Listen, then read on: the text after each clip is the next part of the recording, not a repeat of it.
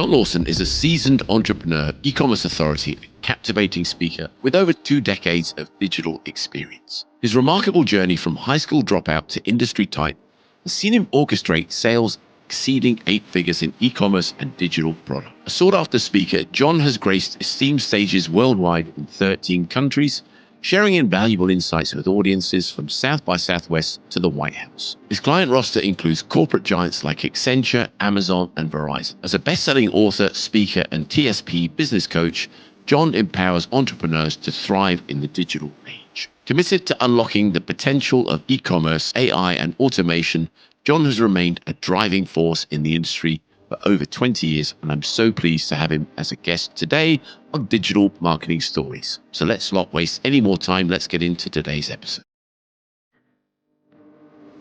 So John, I'm so pleased to have you on as a guest for Digital Marketing Stories in 2025. Wow, 2025, bro. Thanks for having me here, for sure. Of course. So I always kind of try and start off with a little bit of a backstory as to kind of how I met my guests, right? So you and I first met when? When did we first meet? I don't remember the year, but I remember the location. So there you go. We were at Phil's condo on the coast and the Gold Coast Gold Coast. for the Retail Global. I think because I don't remember the year. it's changed its name about 25 times in a relative. Yeah. Yeah, but it's really interesting. So John and I were both invited by a good friend of ours, Phil Lay, to speak at an event. It was in the Gold Coast in Australia, which is a bit of a ball ache to get to from like Atlanta, where you are, John, right? And definitely a ball ache to get to for me. And I think literally, I mean, I think the flight was like 22 hours. So like stopped off in Dubai, quick sort of shower, change, get on the plane, fly to the Gold Coast. So actually we flew to Brisbane and then got a taxi down. And I think I literally like got into the condo, and before I'd even put my bags down, John wanted to kind of start picking my brains and interview me for, I don't know, was that for your podcast or I can't remember the kind of context of what you were recording it for, but Yeah, podcast back in the day.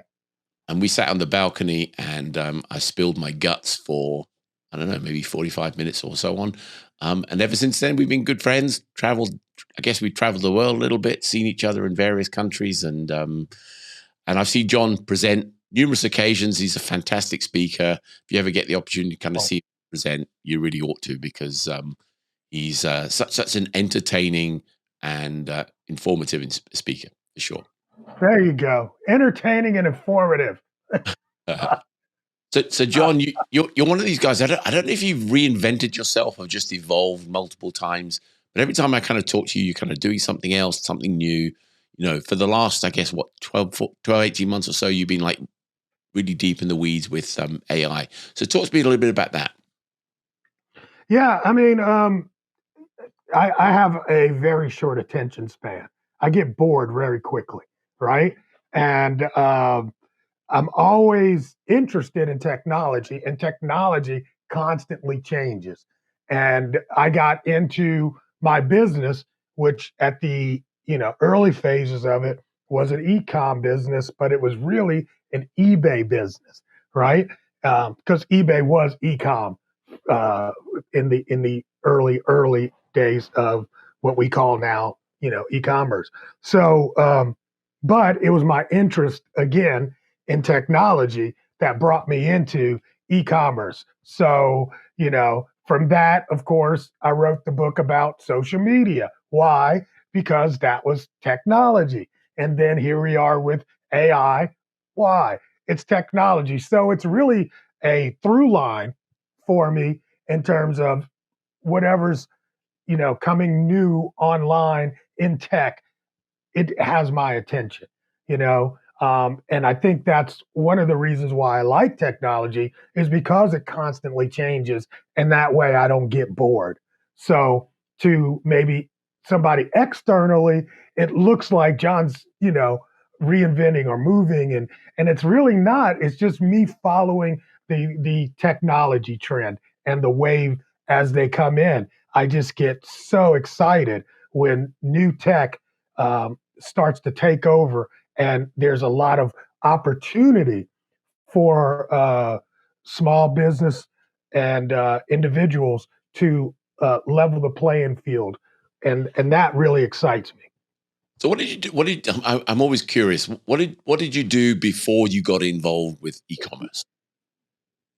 That's a good question. Well, so I was a consultant with a company called Accenture, which used to be, I can't even remember the old name. Uh, Darn.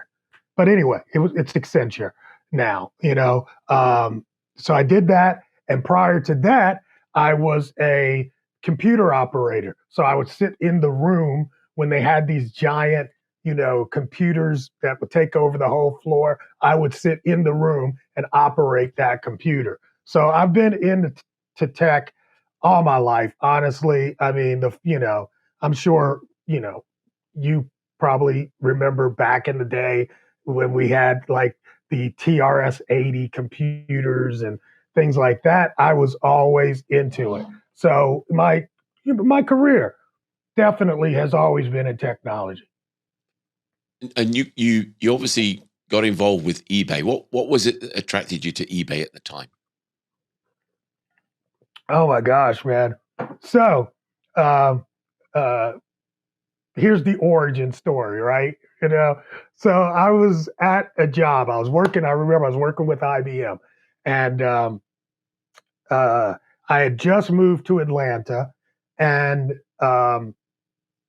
a rock star. Um, what's his name? Man, my brain this morning. I haven't had my coffee enough. Uh, Elton John just got clean, right? Because he went through that period where Yep. he was in and out, but this is when he just got clean and he was coming back on his concert tour, and he had a concert in Madison Square Garden where he was going to record his HBO special. And I happened to get a notification because I was part of a record club, and they were like, anybody that's in our record club gets first access to these tickets. So I bought these tickets to Elton John in New York City, and I was going to go. However, I didn't get cleared to take that weekend off. And we were having a computer upgrade that weekend, and all of us have to be on call because you never know when something was going to break. So I couldn't get that weekend off. And a friend of mine said, hey, you might as well just sell those on eBay. And I'm like, eBay, you think I can sell these? I was like, okay, fine.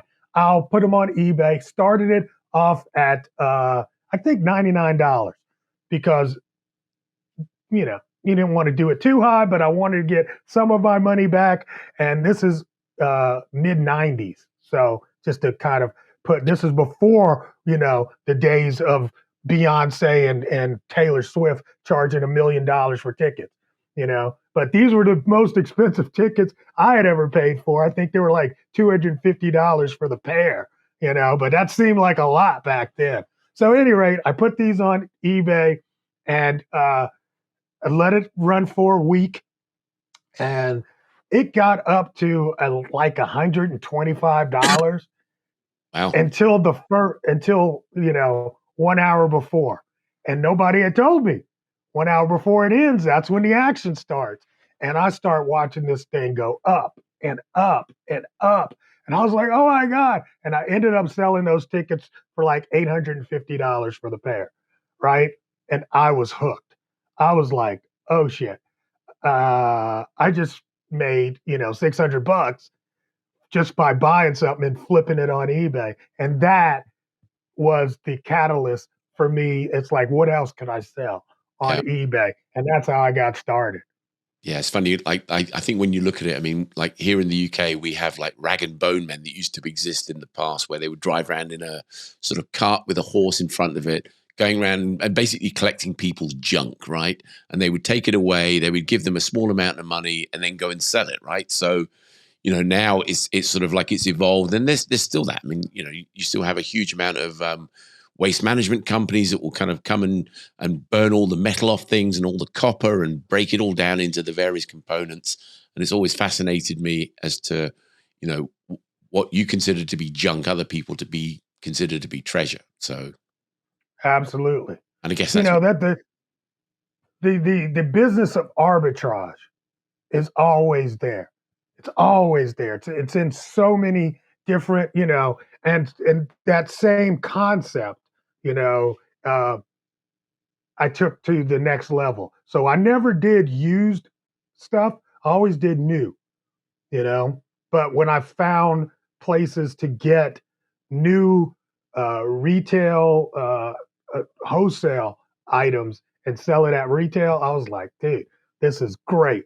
And it's something that just drew me in so immensely. and there's like, again, I'm sure it even exists to this day, where there's a marketplace for things like secondhand books, where people can kind of go in, scan the QR code on the back of a book to see how much they could sell it for on eBay, and if it's in a secondhand shop for like 50 cents, and they can sell it for $10, then they're making 9.50 profit just by buying a book for 50 cents and flipping it, right? And Yeah.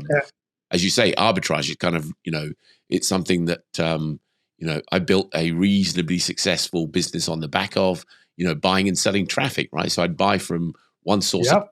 for like 1 or 2 cents and sell the same traffic to somewhere else for like 10 cents, right? And, and in some cases it'd be multiple 10 cents. So it wouldn't just be one buyer, I'd sell it to multiple buyers. So Yeah. quite interesting that obviously arbitrage exists in the digital world as well as in the physical. Yeah, absolutely. I think everything's arbitrage really at some level. Yeah. It all is. Absolutely. Yeah. I mean, you could probably put that same model on virtually everything, right? So if you think of a restaurant, the raw materials cost a certain amount of money. They then kind of prepare it and mark it up and sell it to you for a much higher amount, right? A bottle of wine doesn't cost the restaurant $50, but they'll charge you $50 for a $10 bottle of wine because you're there for the experience of it, right? So That's right. They got you as a captured audience. absolutely. So John, I always kind of think back to some of the experiences we had, and I mean, you and I have known each other for quite a while, but we've never done any business together. Which I don't necessarily think that's a bad thing, because we kind of worked in sort of parallel universes in some regards. But I was always kind of intrigued with, certainly when we went to the Gold Coast. We went more than once, right? I mean, I think I went there like 3 times. I don't know how many times you've been there, but I always remember the kebab shop, the gyro place where we could kind of get the amazing kebabs in the Gold Coast, which you and I would make a beeline for them, right? So it'd be just like we gotta go get a kebab, right? And just fascinating. Yeah, it'd stay open till like 3 a.m. So you can leave the club and go there. You Yeah, know what I'm saying? Yes. That was so good, man. So good. So good times. yeah. It's kind of weird. It's It, like, it wow, that's that. And it's funny, like, because when I invited you to come on and be a guest on the show, right? I was thinking, right, well, we got loads of stories to talk about, right? And again, Yeah. some of those probably we need to keep to ourselves, because I don't think they're necessarily relevant for kind of like the public. For the podcast. Yeah, right. Yeah, I mean, I know, I kind of put the podcast as 18 plus, but there's a kind of probably a whole another level above that, right? But yeah, we've certainly Yeah. like shared some experiences and had a lot of fun along the way. Um, in terms of like your travel, I mean, you travel extensively, right? And one of the things that always kind of amazes me at this sort of time of year, you reset to zero on the kind of the medallion club with Sky Miles for Delta, right? And it clearly it becomes your quest to then make sure that you kind of hit status by a certain point in time. So what's on the travel for this year compared to previous years? I don't know. I don't know. Because for me, uh, my travel was completely disrupted, of course. I think everybody's was, of course, by COVID. And like literally, I had, you know, 6, 7 figures worth of engagements evaporate in a week, and I remember everybody was like, well, we're going to push it off to fourth quarter. But see, when I was when that time was coming, and you might not even remember this, but I was following the COVID thing all the way through. I was early in the game.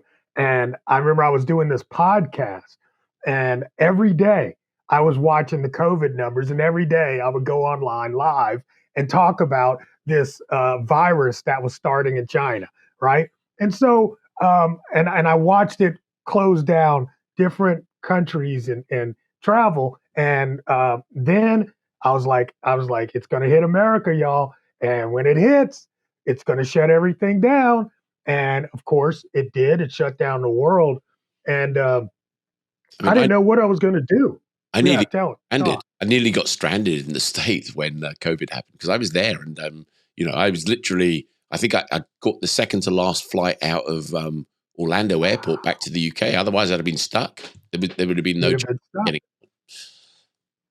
Yeah, that was some crazy stuff, right? And so much of my business, was around travel. So I didn't know what I was going to do. A friend of mine had a mastermind, and he put out a little help wanted kind of thing in his group saying, hey, we need some new business coaches. We're looking for coaches. I had never business coached. I had never one-on-one coached. I was always a stage presenter kind of guy. And, but hey, try new things.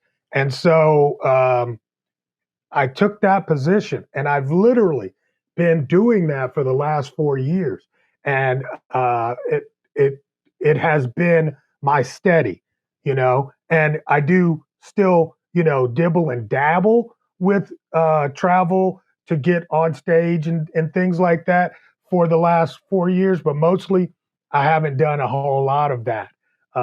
Even though I still kept my status up, I Yeah, will get on a plane, sure. but I don't have to get on a plane, you No. know? And so coming into 2025 here, I think I'm going to revisit some of the speaking, travel, and stages that I've done over, my lifetime. And I got a new book I think I'm going to be pumping. So we'll see. We'll see.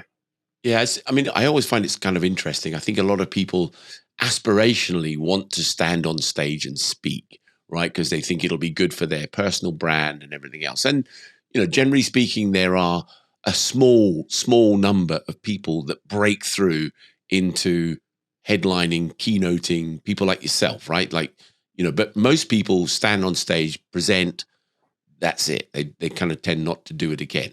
And the amount of preparation that goes into their presentation is disproportionate to the amount of, like goodwill that comes from it, right? I mean, they certainly don't make any money, right? I think a lot there's always been this challenge that show event organizers, people say, oh, they should pay the speakers. And the problem they have is that, if they say they should pay the speakers, then, the challenge becomes that the ticket prices become quite prohibitive, right? So the number of attendees becomes small, right? So, it's really kind of like finely balancing the difference between, pay. I mean, certainly if you have a keynote speaker that can put bums on seats, right? Then, by all means, pay those people to kind of be there, cover their travel costs and all that sort of stuff, right? But just most people are, are on stage because they're subject matter experts, and not necessarily experienced speakers. And I think a lot of people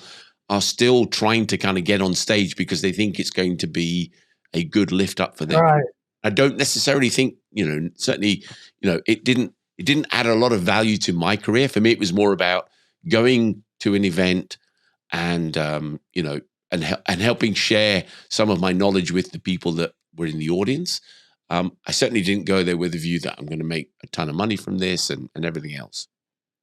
Yeah, I think that's one of the biggest misnomers out there. It's like I'm going to become this speaker, which is here's what's funny to me, right?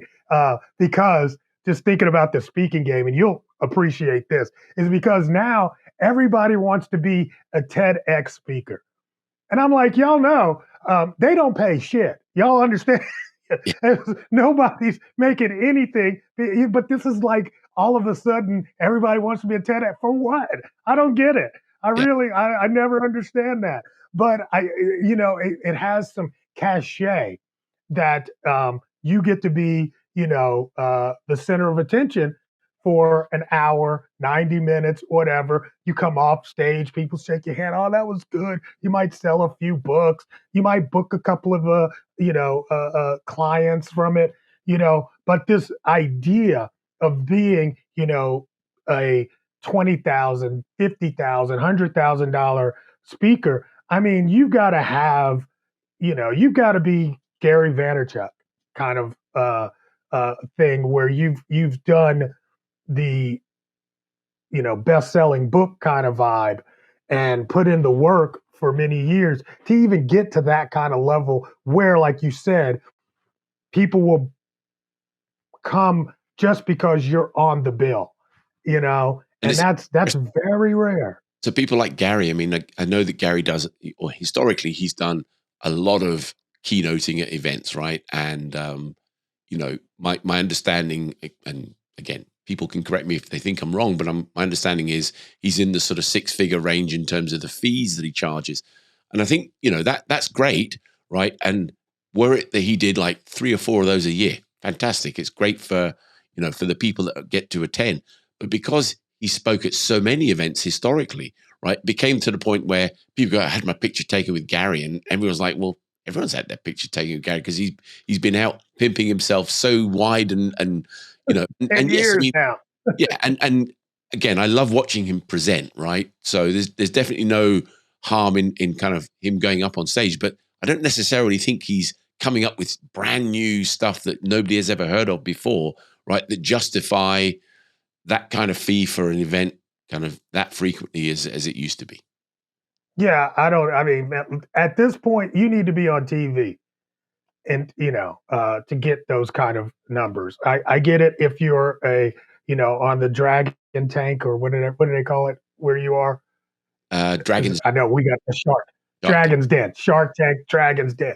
Okay, so I mean, those guys, I get it, but still, I don't understand uh, the balance of, like you said, the ticket prices and how much you're spending on the speaker, and do they actually put butts in seats? There's Yeah, very few people, I mean, that I will, and okay, maybe I'm not the best example, but that I will pay money just to see on a road show.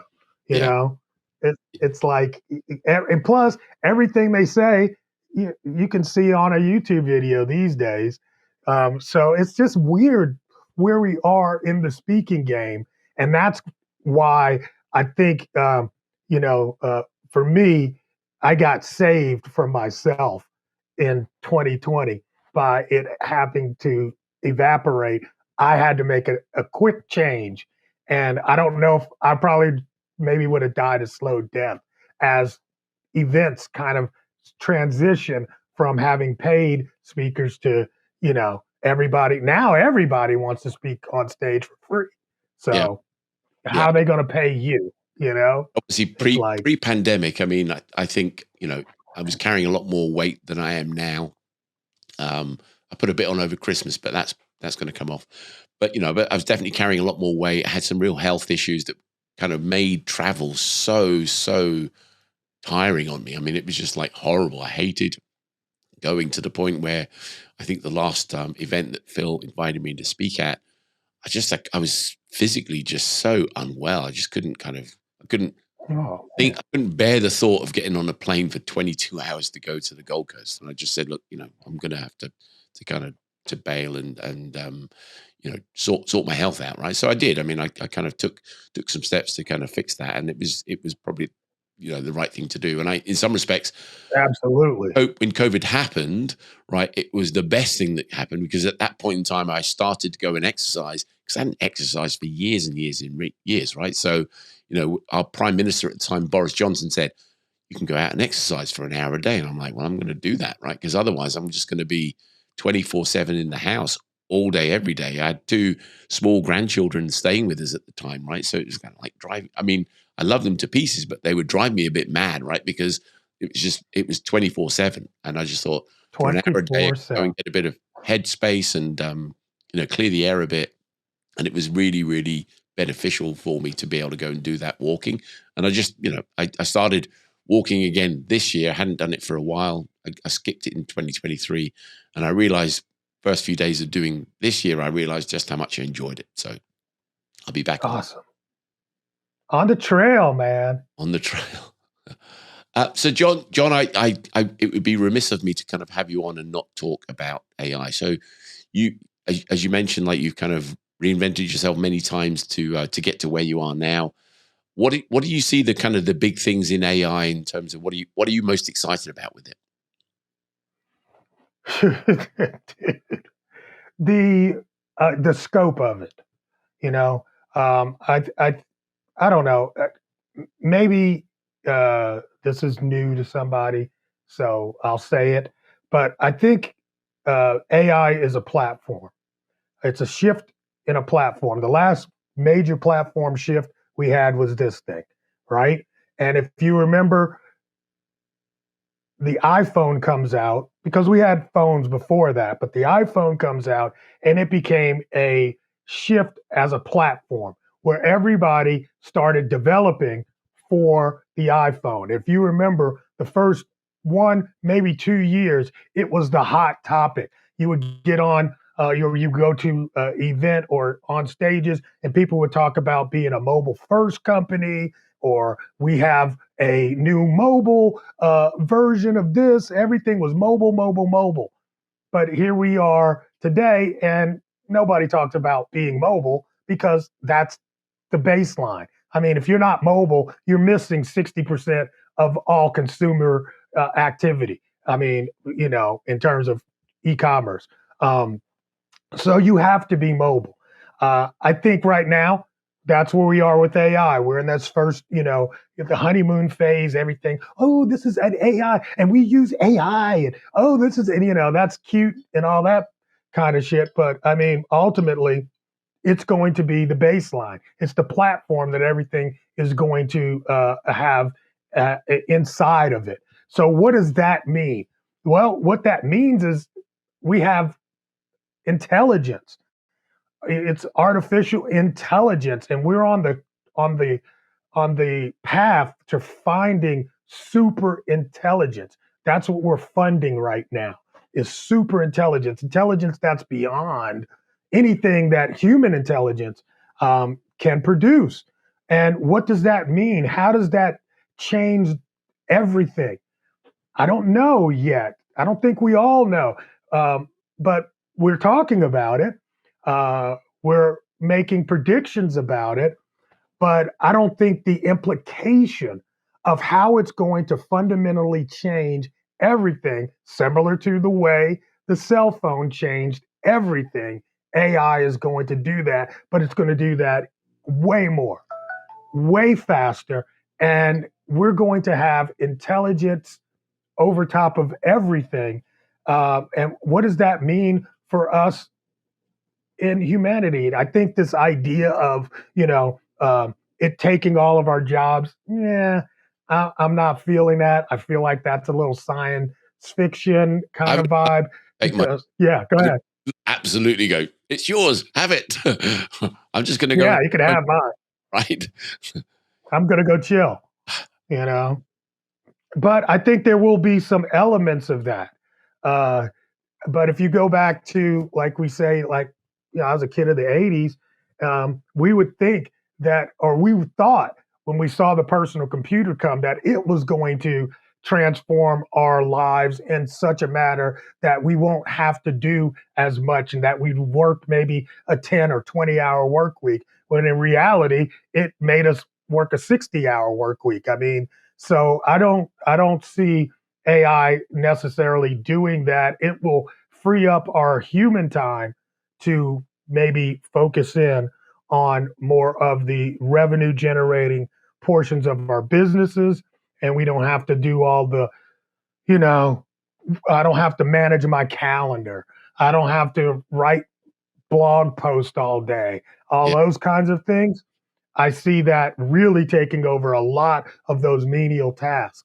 I just and they'll free us clear up. the pathway of some of the things that you have to do, kind of like again, like as an example, if you take a photo and you go, oh, there's some person in the background, I really don't want them. It's much easier to just go, right, just remove that person. Magic eraser, Yeah, Adobe, get rid of it, done. Simple, straightforward, incredibly easy to do. Like, again, I know that Meta are trying to introduce technology to make it that, if you have product images on your website, right, they can do things like, put a better background on than the one that's on it, remove the background if you've got a kind of janky one that you don't like. So many different things you can kind of do to showcase your products in a better way, to make it better for the end user, right? I mean, ultimately, that's what it's about. It's not to make your life easier, it's to make their life easier so that they can make a better informed decision to buy a product in a quicker way, which adds money to their bottom line, adds money to your bottom line, and helps somebody end up with a product that they may or may not have bought otherwise. yeah, absolutely, man. But also, I mean, for small business, just think about the workflows that we will be able to automate, like like this show. I mean, you're a podcaster, and if you have a podcast after this, first thing you have to do is schedule time between you and the interviewer so that our schedules are together. We're going to come together on this show. That can be automated. My AI talk to your AI, find our calendar dates and schedule. The next phase is we do this show, me and you, but then after the show, all the post production. You gotta make graphics for the show. You gotta do show notes. You Yeah. got to do the postings on multiple platforms. You might take some of this video and chop it up and put it on another platform. It's something. So all of that part will be automated and can be done by AI, not Yeah. by a human. And that's And what that's going to be. focusing. I mean, so the podcast is a comparatively new initiative for me. I mean, it's just over a year now that I've been doing it, and really, it's been sort of like, again, more of a passion project than anything else. I'd like it to kind of evolve and become better, because I think the topic, is a kind of broad brush topic that I think a lot of people would benefit from learning from guys like yourself and me, and other guests that I've had on. But as you mentioned there, like, I spent a ton of time researching some of the AI tools that would make my life easier, right? Because I don't want to get to the point where I'm having to spend 12 hours editing an episode, right? So, I'll use like a tool like Descript. Descript enables me to cut out all the filler words, all the kind of like mistakes and everything else. I can do a ton of stuff with that. I use a tool called Opus Clips, which, as you say, like it gives a sort of like a long form, say 30, 40-minute episode, and I can turn it into short clips that I can then post onto TikTok or Instagram or YouTube Shorts to, again, help increase the exposure of the main kind of Just content, which is the podcast episode itself, right? So, Yep. and I think that's where, tools like those will be of benefit, right? And again, I spent a ton of time on the sort of production, the promotion, right? Made sure that everything was kind of like so meticulous, right? And I keep thinking like I've probably got like a 7-figure, podcast process for a podcast that is like got a comparatively small audience at the moment, right? But I'm sure it's one of those things. I know I can kind of grow into it, and it'll be something that will evolve as I kind of get there. So here's the future of AI. Okay. So right now, yes, we can go out and look at these different tools, and then we can use the tool to help us save time. The future of AI is where we have agentic AI, where the agent, which is an AI, will pick its tools. So it would go out and use Opus Clip as the tool to make the clips. And then it would use a calendar tool to schedule those on your different, platforms. And that is the next phase. So it's not just about us taking action. It's going to be where the AI can take action on our behalf. And that is coming up this year. Give it the near the third, fourth quarter. You're going to see the agentic world really take off, and that's going to change everything all over again. So would it be safe to say that you're excited about 2025 in terms of what's in store? Yeah, I'm definitely excited. I'm totally excited. Uh, um, it's always nice to flip the calendar and put things in the past. I can't wait to, well, I've already said goodbye to 2024. Yay. So yes, absolutely. Business wise, I think it's going to be exciting. I think we're going to see one of the first one person unicorns come out of this probably sometime in 2025, maybe 26. Have $1 billion company that's being generated from nothing but one person. It's going to be insane to even think about, but it's going to happen. So my I guess my concern is that with all that's kind of coming down the pike in terms of, change of president in the States, potential ban of TikTok. I mean, are those things going to have an impact in terms of, what should we be worried about them or excited? Now, you know what? I had a friend of mine, and we were talking about, especially, politics and the change uh, that's coming up, and it's going to be somewhat of a change, although it's not really. We've been here, 4 years ago. We were there, you Yeah. know, um, but I don't think that. The personality of these leaders in all of our countries are I think that's something that gets us off track because no matter who's been the leader over all these years, we as a society continue to move forward. You know, I've never really been, and of course I'm not that old, but I've never been in a time where we like really went backwards or got entrenched. And even during COVID, out of that was probably the worst of times in terms of what you would think would be forward moving, but we moved very fast, very rapidly, especially the e-commerce space. Yeah. So I think that the human spirit will always meet and overcome all challenges and obstacles in our path. I just don't get caught up in the hype, and I've gotten really good about not watching a whole lot of news, so that helps me. Yeah. I mean, like ever since the day you had the election results, I haven't watched a single uh, piece of American news. Me And either. I used to sort of subscribe The to a bunch of day podcasts, of, completely unsubscribed from those. yes. Just not I'm not interested at all, right? I'm not interested. You I feel like I feel like I was manipulated yeah. by all of that. And I'm like, you know what? That will never happen to me again. And I think I that did the same thing, the man. thing I'm kind of a bit concerned about is it seems like if you pick any of the major sort of G7 countries in the world, they're all in turmoil at the moment, like every single one. I mean, it used to be that Germany was solid, France was solid, the States would be solid, Canada would be solid, the UK would be like they're all a mess at the moment, right? I mean, it's just, but at the same time, I in the same way that I talked at the beginning about the waste management and the opportunities that there was of turning scrap metal into money, right? Mm, The same thing kind of applies now, right? There's going to be opportunities for those people that are prepared to kind of roll up their sleeves and get on with it and spot the opportunities and seize on them, right? So for me, I kind of man. work on the basis of adopt and adapt, right? So I'm going to adopt some of the things that I think will work well, and I'm going to adapt some of the things that I've been doing historically that there's a better way to do it.